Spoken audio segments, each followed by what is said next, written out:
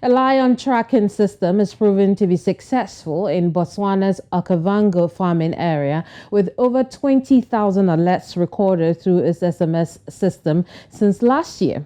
The system was introduced by the Communities Living Among Wildlife Sustainably Conservancy in Botswana, which was established in 2014.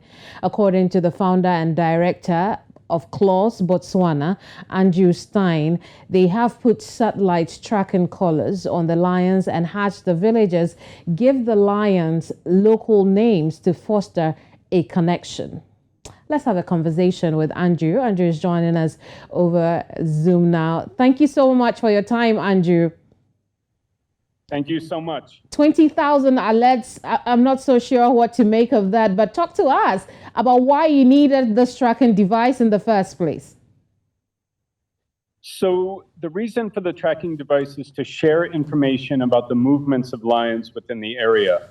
Oftentimes, researchers that are tracking various study animals do not share the information directly with people, and it creates an adversarial relationship.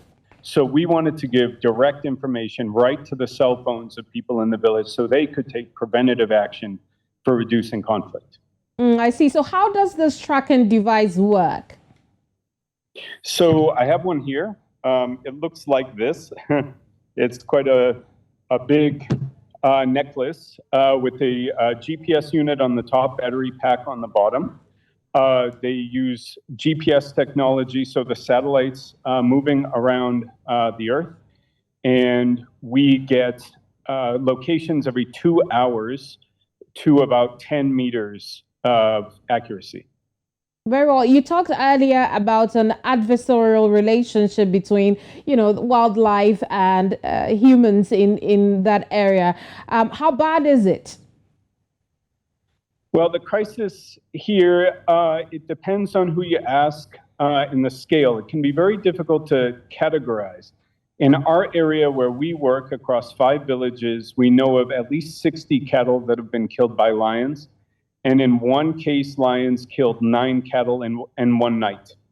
So most of the people we work with are subsistence livestock farmers. So even one loss can be devastating.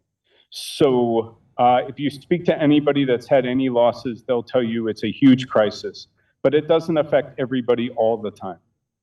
Are there plans to extend this device to other communities?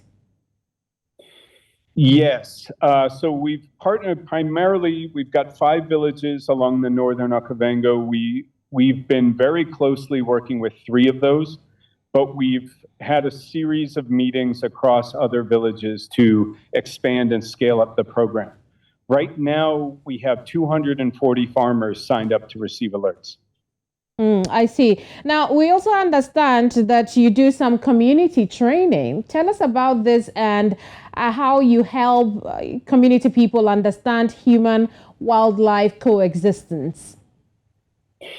Yes, so the technology is one part of our program, and the other part is resurrecting the traditional herding practices. So in northern Botswana, traditional herding was part of the culture. Many of the young boys that used to herd cattle are now in school. So we've done a series of trainings looking at herding for environmental protection and then also protection of the cattle. So our herders learn eco-literacy, they learn basic veterinary care so they can vaccinate cattle, they can treat cattle for various wounds, illnesses, and diseases. And this is part of a communal herding program that we've developed where we have over 700 cattle in 2 different herds. And within those, the herders move with the cattle all day, they protect them, and then the cattle are brought into a predator-proof enclosure at night to protect them there. So we have very little conflict at all with predators over the last 3 years. And a lot of that has to do with the training we do with the herders to make sure that they're equipped. Very well. Just before I let you go, what happens when you get an alert about, the presence of wildlife?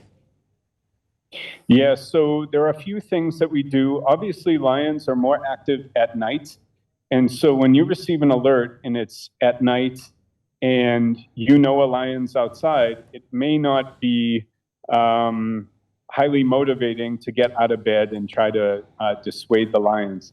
Usually, we recommend that people, when they receive an alert, if it's early enough, to go and put their cattle into a corral or boma, maybe light some small fires around the edges to dissuade the lions from coming closer.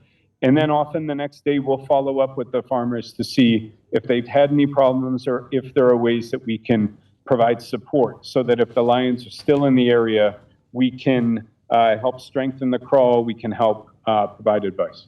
Andrew, I'm grateful for your time. Thank you so much. Thank you so much. It's been great.